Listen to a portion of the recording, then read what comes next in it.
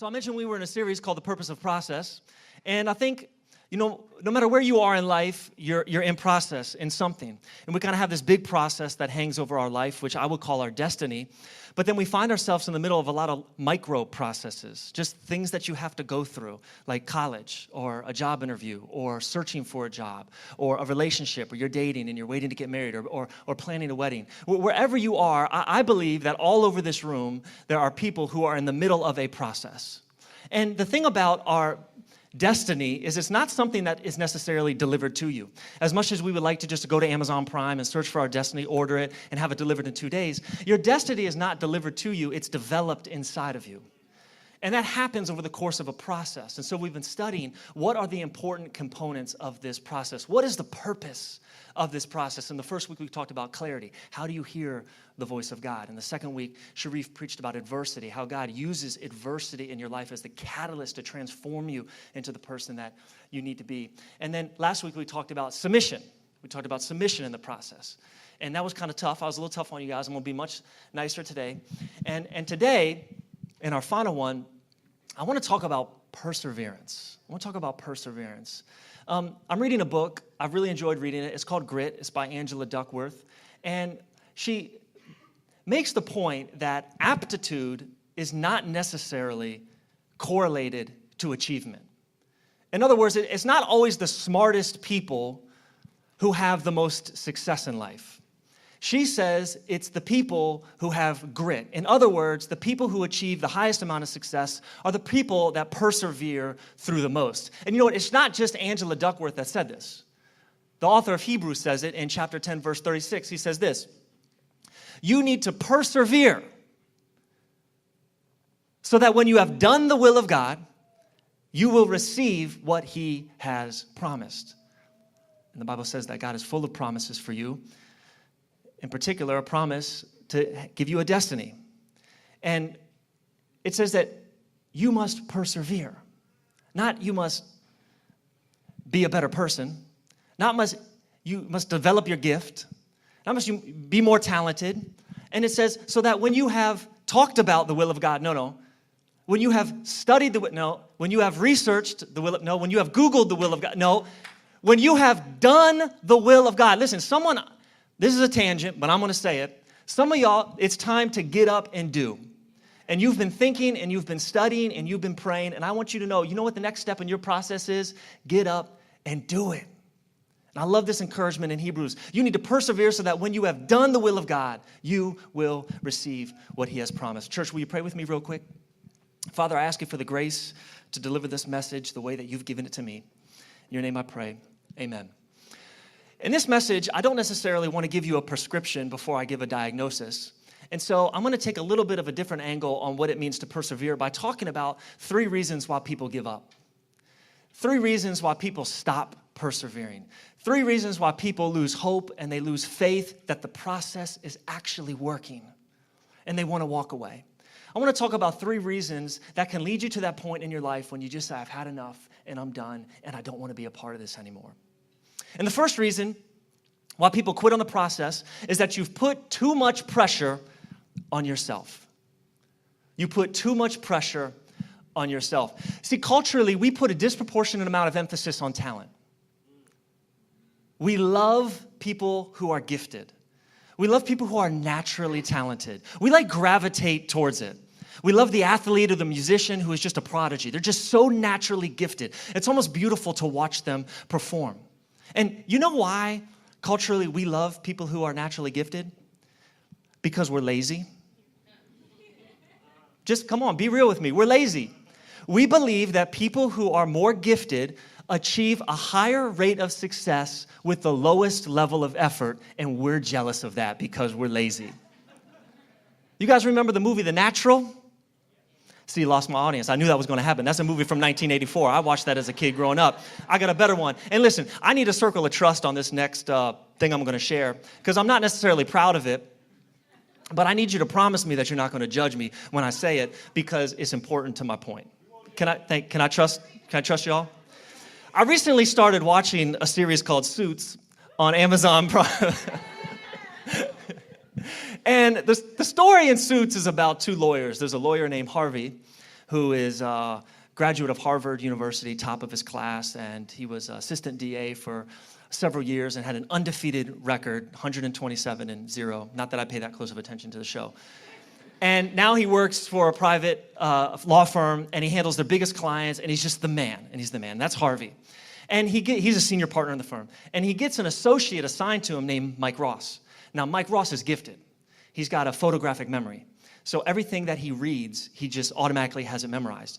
And Mike didn't have to go to Harvard. Mike actually didn't go to law school at all. Mike never took the bar. He never had to pay off a student loan. But he got hired by Harvard to be his associate. And he didn't have to go through any of the trouble that any of the other associates did. He didn't have to take the bar. He didn't have to go to all those law classes. He didn't have to study all those late nights. And he certainly doesn't have the college loans to pay off. But he achieved the same amount of success as everybody else because he's gifted.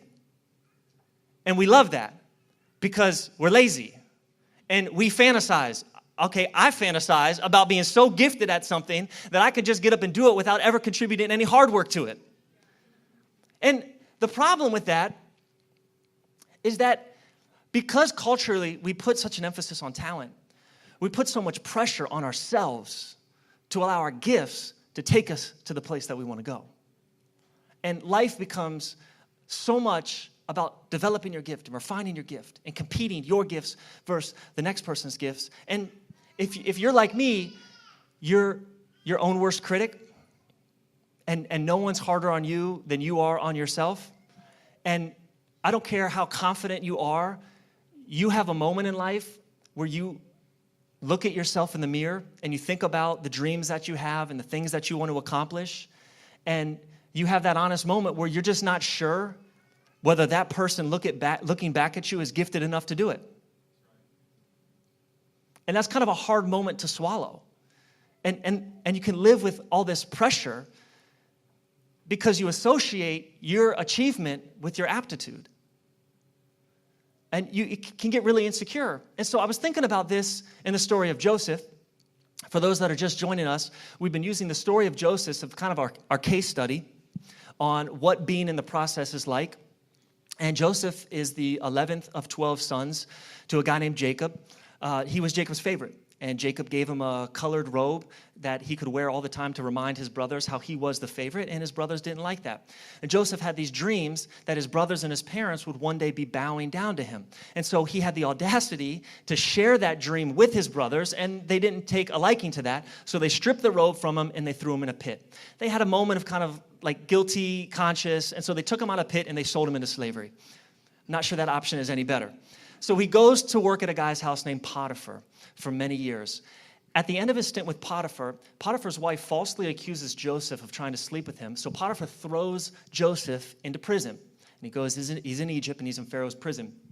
After several years in prison, Joseph finally interprets the dream of Pharaoh about how Pharaoh is going to experience, and the land of Egypt is going to experience 7 years of abundance followed by 7 years of famine. And when Joseph reveals this to Pharaoh, Pharaoh immediately makes him governor of all the land of Egypt. Basically, he's the number 2 in command. And Joseph successfully stewards Egypt through this time of abundance and into the time of famine, at which 22 years after Joseph got the dream as a 17-year-old that his family would be bowing down to him, 22 years later, he's now the governor of Egypt. His brothers and his parents are feeling the effects of the famine, and they come to him and they bow down before him and ask, can we buy grain from Egypt? That's our case study. And I thought, man, there's a guy who achieved a lot of success. Let me go look at these 13 chapters. We got chapters 37 through 50. This is my Bible here. If you have a Bible, you don't need to open it right now, but you can. I've done the research for you. I read through every chapter. I was going to say twice, but I'm going to impress you. I'm going to say, I read every chapter 10 times. I didn't. And I said, what, no, Joseph's gift. It's Joseph's gift. Joseph must be gifted. And let me keep looking. Where does it talk about Joseph's gifts? Joseph's gifts. All right, here we go. This is chapter 39. Now Joseph was well built and handsome. There it is. Riddle solved.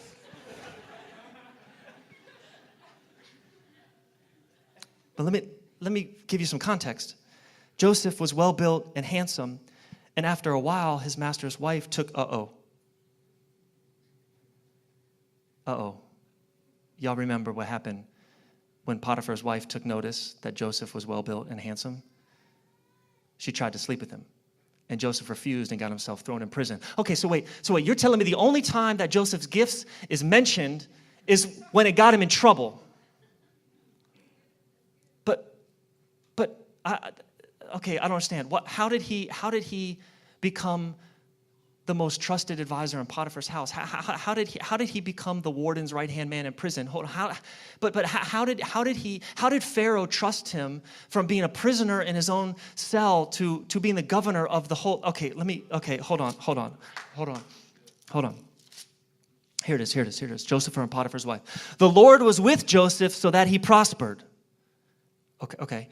And he lived in the house of his Egyptian master. When his master saw that the Lord was with him and that the Lord gave him success in everything he did, Joseph found favor in his eyes. Okay, all right. So the Lord was with Joseph. Let's see what happened in prison. This is chapter 39. But while Joseph was there in prison, the Lord was with him. He showed him kindness. The Lord showed him kindness and granted him favor.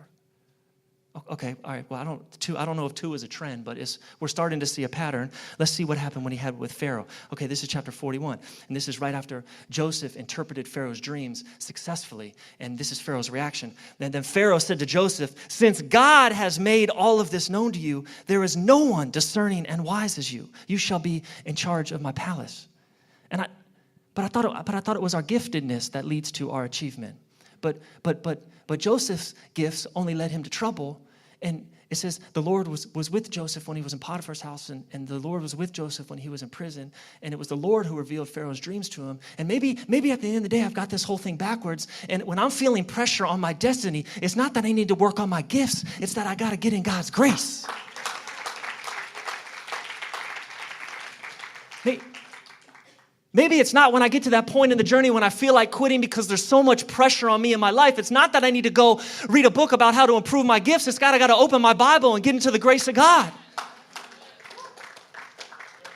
Maybe this whole journey really isn't about me. Maybe the currency for my elevation isn't my gifts. It's God's grace. And I began thinking about our gifts in our lives. And, I think our gifts can just be like a really fancy car that we have. And Jordan, what's your favorite car, man? Any car right now. Boom. Any car. Shout it out. Tesla. See, he's environmentally conscious. Y'all should applaud. He didn't go for the Lamborghini, the Bugatti. He said, I'm going to save trees. Having gifts is like having a beautiful, fancy Tesla in your driveway with no gas in the gas tank. Man, why'd you say Tesla? You broke my whole thing down. You are not the man. What he said. We're going Bugatti. All right. Back up. Know your audience, Jay. Know your audience. They drive Priuses. All right. Those have gas. Okay. Focus. Don't miss the point.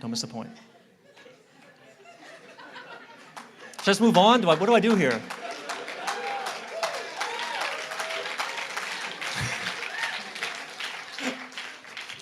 I'm not going to put pressure on myself to fix this.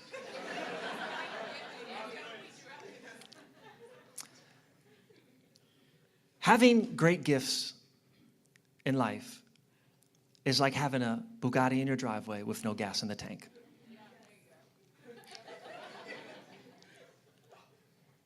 And what God has given you in life, if not empowered by the Holy Spirit through the grace of God, will be like living life with a fancy accessory that sits idle in your driveway and you wonder why you can't get the car to start. There we go. We got there. Number 2, you lose perspective. You lose perspective. Why do people give up on the process? Why do people lose hope? Why do people lose faith? You lose perspective. Paul, in the second book of Timothy, in the 4th chapter, he's writing to his protege, which is Timothy. And this is kind of his final sign-off. And he says these words, and maybe you've heard this verse before in 2 Timothy 4:7. He says, Timothy, I have fought the fight, I have finished the race, and I have kept the faith. And whenever I hear that, I always want to say, Paul, man, but did you know how many rounds the fight was when you got in it? Like, did you know how many miles the race was when you started running? Because I'm the type of person that if I know how far I've gone and I know how much I have left to go, I can dig deep and I can find the strength to do it. And I find it curious that he chose a fight and a race because last time I watched a boxing match, in between every round, there's a girl that holds a card up and she walks around the ring and she tells you what round it is.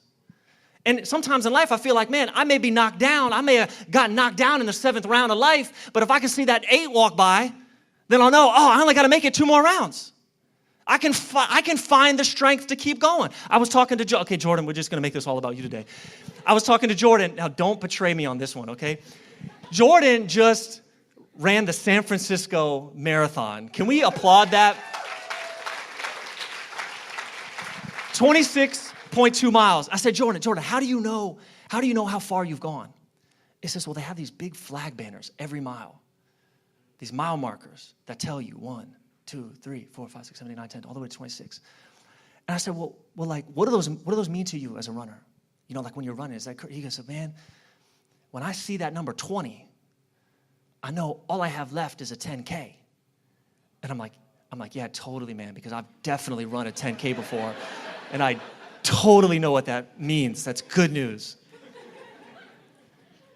But life isn't so generous. You don't always have mile markers that tell you how far you come or how far you have left to go. I mean, you have your age, but you don't know how far you have to go.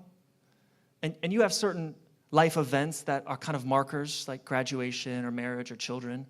But my problem with those is that as soon as they happen to you, you compare them to everyone else around you, and those end up making you just feel more insecure about your life event than empowered by it. And I think perspective is really hard to keep when you can't tell what your progress is. In life, it doesn't really do us the favor of telling us how much progress we've made and how long we have left to finish the race. And I think the great challenge of our life is not, can we keep persevering when we see progress? Is can we keep persevering when we don't see any progress at all? Like I think about Joseph, okay? Think about Joseph. Like we know because we've heard the whole story that even though he went to Potiphar's house, that's progress because we know after Potiphar's house, he goes to prison, and after prison, he goes to the palace, and when he gets in the palace, his destiny comes true.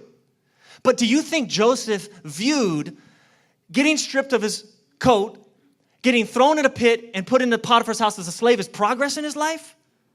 Because he doesn't have the perspective that this is progress. You're one step closer to your destiny. Do you think Joseph, when he was in prison on those late cold nights, he was thinking, oh man, I'm one life event away from the palace. I'm in the basement, but I'm almost there. I'd want to ask him, like, man, how do you keep your perspective when you can't see your progress? And the challenge isn't, can you keep persevering when you see progress? It's, can you keep persevering when you don't see progress? Can you keep loving your neighbor even when your neighbor keeps acting like a knucklehead? Can you keep giving generously even when it seems like no one wants to take the time to give generously back to you? Can you keep serving others even when they keep being ungrateful? How do you keep perspective when you don't see progress? And I think there's 2 indications on whether you're starting to lose your perspective in life. And that's when you've lost your passion and when you've lost your patience. And by the way, if you wonder what I do all week, it's coming up with ways to alliterate everything that I say on Sunday morning because it's easier for me to remember. So while you're busy at work, I'm thinking about letters of the alphabet and how I can think of all the P words possible. So the purpose of the process is not to lose perseverance by forgetting perspective, which happens when you lose your passion and your patience.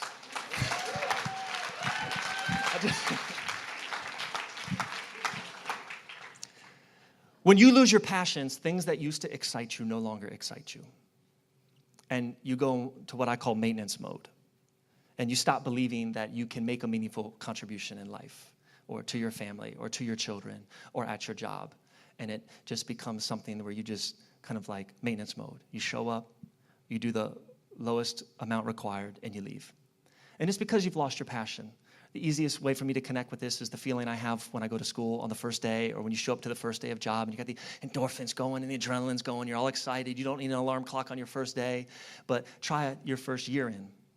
And all of a sudden you want to hit that snooze button a little bit longer. And, you know, when your kid is 1 year old, you've got a lot of passion and excitement for them. And then when they're 3 years old, I'm speaking for a friend, not for myself, you know, you get less excited about playing with them every single second of the day. I'm just being honest. And the second thing that you keep monitor on is your patience. And when you lose your patience, you lose your capacity to tolerate things that you would normally tolerate. And usually that's in the form of like little frustrations or little things that really don't make a big difference in life. Like you can't get the bread open in the morning, or you open the refrigerator and it hits your foot, or somebody parks their car, you know, too close to yours, or your wife uses your toothpaste, you know, in a way that you, again, I'm speaking for a friend, not myself, uses your toothpaste in a way that these little things that really don't have an impact on your life that you normally had the capacity to tolerate, all of a sudden you feel yourself losing your patience. And I think when you lose your passion and you lose your patience, that's an indication that you've lost your perspective. And I find that when people are getting ready to quit something, when they're getting ready to walk away from something, it's because they've lost their passion, they've lost their patience, and they're losing perspective. And you know the quickest way to gain perspective in life? Good, because I'll tell you. Elevation. Elevation. I remember when we first moved here, and we went to Baldwin Hills. Now, this is something I love about LA. It's big and you've got mountains on the outside, but we're really in kind of like a valley here on the west side. And has anybody climbed the Baldwin Hill steps? I see you, Linda. Okay. Well, when we got here, we decided we were going to do a prayer walk on the Baldwin Hill steps because we had just moved to the city, like first week. And we're climbing up those steps. And, you know, those steps, by the way, always start with good intentions and end with frustration, but that's not where I'm going. And I remember we climbed all the way up to the top, and I got to the top, and Dave got to the top, Jan, we all got there. And we're all like, man, that was harder than I thought it was. And here comes Dehan, you know, bam. Hey, guys, what's up? And I'm like, how did this guy, I didn't even see you on the steps. He's like, oh, yeah, you can drive. You can just drive. There's a parking lot up on the top. What'd you guys walk for? You just drive right on up. That's why he's the pastor. And if you've ever been to the top of Baldwin Hills, it's incredible because LA, which can feel like a really big city, all of a sudden feels a little bit more manageable because you look out this way and you can see the Hollywood Hills, and you kind of look over this way, you can see East LA, you can see downtown, you kind of keep turning around, you see the South Bay, and then you can see Marina Del Rey, and then Venice Beach, and you see Santa Monica, you see Malibu, and you see Mid-City, and you see Hollywood in there, Culver City, you can see the different studios, and all of a sudden this is, and I remember being up there thinking, oh man, I must be like 2,000 feet up in the air right now. I'm so high. And I looked it up. You know how high Baldwin Hills is? 315 feet. This is what I'm trying to say, y'all. A little bit of elevation in your life can bring a lot of perspective. This is why I always come early for church, because praise elevates my perspective. And if I can get a little bit of elevation on my perspective, I might be able to see that I've come a little bit further than I think I have. And you know what? The challenge that's in front of me, it doesn't seem so intimidating. David in Psalm 24 says, who can ascend to the hill of the Lord? He who has clean hands and a pure heart. Who can ascend to the hill of the Lord? Who can get elevation in their life? Who can climb the mountain to the throne of God? He who has clean hands and a pure heart. A pure heart represents the gospel of Jesus Christ, the blood of Jesus washing and purifying your soul. Your clean hands representing the outward manifestation of an inward action. Pure heart, clean hands, elevate. You want to elevate your life? You have a revelation of the gospel of Jesus Christ in your life, and his grace and all that he has sacrificed for you, and your problem that is causing you to want to quit the process will not seem as big as it is, and you will be empowered that your God is bigger than any obstacle in front of you. But you got to get perspective. You got to get perspective. I've thought about Joseph because I wonder with him, like, he didn't really have a moment where I felt like he maybe lost his patience or lost his passion. And if I could do the 60-minute interview on Joseph after he became governor, I think what I'd asked him is like, Joseph, how did you not lose your patience, man? 22 years after you were given a dream, it came true. How did you not lose your patience? You know what I think Joseph would say? I think he'd say, I have perspective. And you know why I have perspective? It's because I know who I am. And I know where I come from. So you may be looking at my life, but let me tell you about my great-granddaddy, who when he was 75 years old, God told him that he was going to have as many descendants that would inherit the earth, that there would be as many descendants of grain of sands on the sea shore. Except Abraham looked back to him and said, but I don't have any children. And at 75 years old, God said, don't worry, I'm going to give you kids. And you know how long it took my great-granddaddy Abraham to have a kid? 25 years. So yeah, did I have some lonely nights in Potiphar's house? Yeah, did I have some frustrating times in prison? But I knew that if my great-granddaddy could wait 25 years for his dream to come true, I surely could wait 22 years because this is who I am. And I'd say, Joseph, but didn't you, like, weren't you afraid at some point that you would get killed? Like you never got hurt the whole time. Like how are you not fearing for your life being in prison and being a slave? And he'd say, well, because I have perspective. Let me tell you about my grandfather Isaac. Isaac was the son of Abraham that was going to inherit the fulfillment of the destiny that he would have many descendants that would inhabit the earth, except Isaac got tied down by his father Abraham to a stone, and Abraham was one downstroke away from killing Isaac when God stepped in at the last minute. So you got to understand, I come from a legacy where that I may find myself in a tight situation, but God has never let my family down, and I have perspective, so I'm not afraid of this battle. And I'll say, yeah, but Joseph, weren't you angry at God? Weren't you angry at him, man? Like why would he tell you this when you were 17 and then make you wait till you were 39 for it to come true? Didn't you wrestle with God? Like, didn't you want to fight against him? And he would have said, yeah, I thought about that. I thought about that too. But let me tell you about my father Jacob. You know, my uncle Esau wanted to kill my father Jacob, had him on the run. And did you know that my grandfather-in-law, so Jacob's father-in-law, betrayed him and was hunting him down to try to kill him. And Jacob went into the desert, and God came down in the form of an angel, and they wrestled together. And did I tell you about the time that God renamed my daddy Jacob Israel? Do you know why he did that? Because he's an overcomer. So when I think, can I overcome the circumstance in front of me? Can I get out of this situation as a slave in Potiphar's house? Can I spend another night in this prison? Can I serve faithfully to Pharaoh? He says, I have perspective because I know where I come from. And if my daddy came from the heritage of being an overcomer, then I can too. And let me tell you something. You need to understand your heritage as a believer in Jesus Christ, that you are a son and daughter of Jesus, which makes you a co-inheritor to an inheritance in heaven, and you are doing better than you think you can. And if God is for you, who can be against you? But you got to keep your perspective. You got to keep your perspective. I'm running out of time, but I got one more point. Can I do it? Yeah. The third, and there's many reasons why people give up on the process and they lose hope in the process, but I picked three that I thought were particularly obvious, or that I've certainly felt in my life. I hope you connect with them too. And the third is people quit on the process because the pain is too great. The pain is too great. I've been looking at this text for like a month now, and And there's one verse that has really confused me. And it's at the end of the story in chapter 50, verse 20. And at this point in the story, Jacob's father has just died. And Jacob's children, Joseph's brothers, are worried that now that Jacob's gone, is Joseph going to try to kill us? And Joseph reassures them he's not, and he says, what man intended for harm, God intended for good. But the challenge for me is, so when Joseph got thrown into the pit, was that a good thing or a bad thing? Like, because you're right, like, man intended it for bad, but God intended it for good. So was that like a good thing that happened to Joseph, or was that a bad thing that happened to Joseph? And like sometimes I'll feel this pressure and this weight on decisions I make, because like I think of Joseph, if you look at the story in chapter 37, Joseph's dream wasn't the thing that got him in trouble. It's when he opened his mouth and started sharing it to people that he shouldn't have shared it with.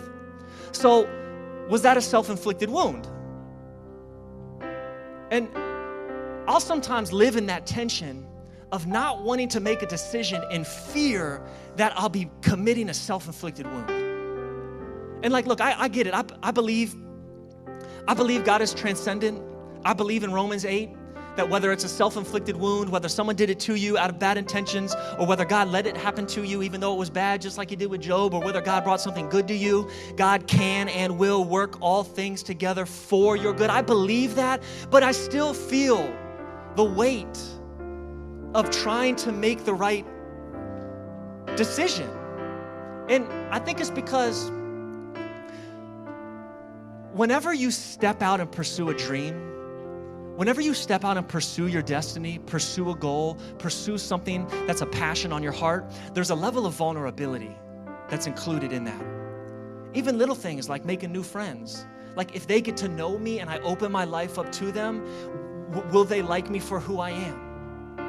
And there's this fear, which is valid, which is what happened to Joseph, could happen to you. And as soon as Joseph shared his dream with his brothers, chapter 37 says they got jealous and they started to plot against him. And when you're open and when you're vulnerable and you're sharing your soul with somebody and they get jealous or they plot against you or they criticize what you're trying to do or they don't believe in you, the reality is that hurts. That hurts. It's painful. And I know that Joseph carried that pain with him his entire 22 years, because in chapter 45, Joseph finally decides to tell his brothers who he is. And before he can do it, he excuses himself and he goes into the back room, and it says he cries so violently that the entire city found out about it, including Pharaoh. That's an ugly cry. That's not a pretty cry. All right? That's 22 years of unresolved pain coming out in one sitting. And as shocked as I was to read chapter 45 because of how strong I thought Joseph was and how much I thought he had persevered to see this emotional outburst, as shocked as I was to see chapter 45, I was even more surprised what I found in chapter 42, which is what Joseph's pain almost caused him to do.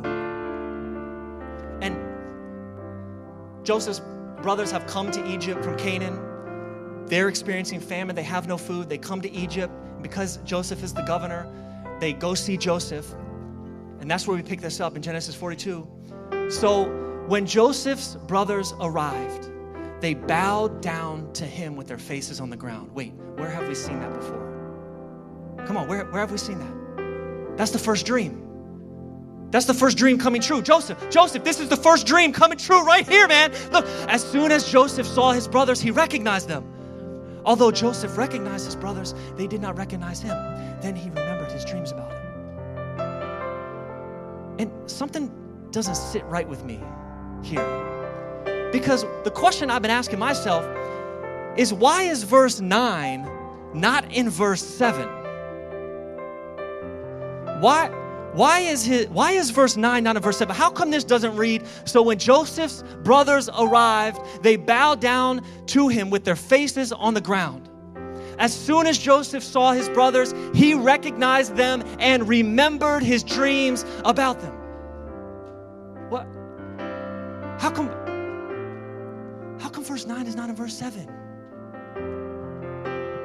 Because I believe that the pain in your past can be so great that you'll miss the miracle happening in front of you because all you can see is the people that hurt you. And I just wonder how many opportunities we miss in life, because even though the opportunity is sitting right in front of us, all we see are the people that hurt us. And I wonder how many dreams are in this room right now that whenever that dream comes to you, you miss it because all you can see is the people who criticized you and didn't believe in you. And I wonder how many relationships in this room that could be healthy can't get there because when you look at the other person, all you see is the pain of the person who last hurt you. And I think for Joseph, all he saw is the who, and he had forgotten completely about the why. He remembered who hurt him, but he forgot why they did it. And I think our process can be a lot like that. The pain of our process can be so painful that even though the finish line is right in front of us, we can't see it because all we see is the people that have hurt us and we forgot why we started in the first place.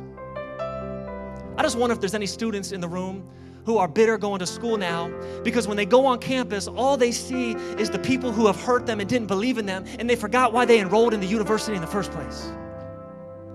I wonder how many people here are showing up to jobs every day grumpy and upset because when they go to work every day, all they see are the people that they're frustrated with and the people that have hurt them, and they forget why they even got into that industry in the first place.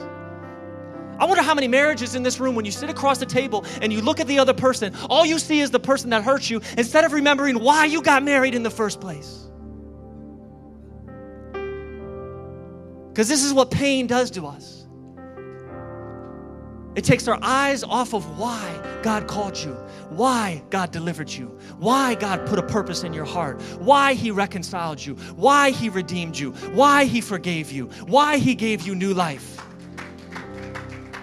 And it puts all your focus on the people that hurt you. And if I could have been in that prison on one of those nights when Joseph was kind of telling me a story, I'd want to read this verse to him from Paul in 2 Corinthians. I'd say I'd kind of like exaggerate a little bit like we all do about like how close our friends, and I'd be like, Joseph, I got a really good friend of mine named Paul. And this is what he would say. This is 2 Corinthians chapter 1. He says, I would have been like, Joseph, God is the God of all comfort who comforts us in our troubles so that we can comfort those in any trouble with the comfort we received ourselves. I would have said, Joseph, your pain has a purpose. I would have said, Joseph, I know those were tough years serving in Potiphar's house, but you had to know how to run a household so that you could run a kingdom. I say, Joseph, I know those were lonely nights in the prison, but you had to go through some pain there so that you could be the leader that God called you to be once you were governor of Egypt. And I tell Joseph, I know you're hurting, whatever you're going through, don't stop now. Your pain has purpose. And I'm talking to somebody in this room right now that has so much pain in your life, it's time to tap out. You're just ready to say, I'm over it, and I'm walking away. And I'm telling you, God is telling you this morning, your pain has purpose. You're doing better than you think you are. Allow God to use your pain to propel you to your destiny. He's not trying to prevent you from it. He's trying to push you into the person that He created you to be. He's trying to develop you on the inside out. I'm telling you, it's not an easy process, but God promises He will never leave you. He will never forsake you. No matter how dark your days get, you need to stand confidently in the hope that Jesus Christ is Christ resurrected. That's not a superficial hope that we just hope that somehow God is a distant God in the universe and that maybe in a time of distant trouble, He'll swoop down and on a good day when He has too much time in His calendar to relieve us. This is the God who calls you son and daughter, who knows you by name, who knows the number of hairs on your head, who sent his one and only son to die on that cross so that you might live life and live it abundantly. Come on, stand up with me here as we worship. Listen, if you're in the middle of a process, I'm trying to encourage you right now. Keep going. Keep persevering. Now is not the time to give up. Now is the time to press forward. Don't let the pain of your past keep holding you back. Don't allow your perspective to be lost. Keep pushing forward. Now as we sing, can we just lift up praise in here and make this our cry to God that we're going to build our life on him.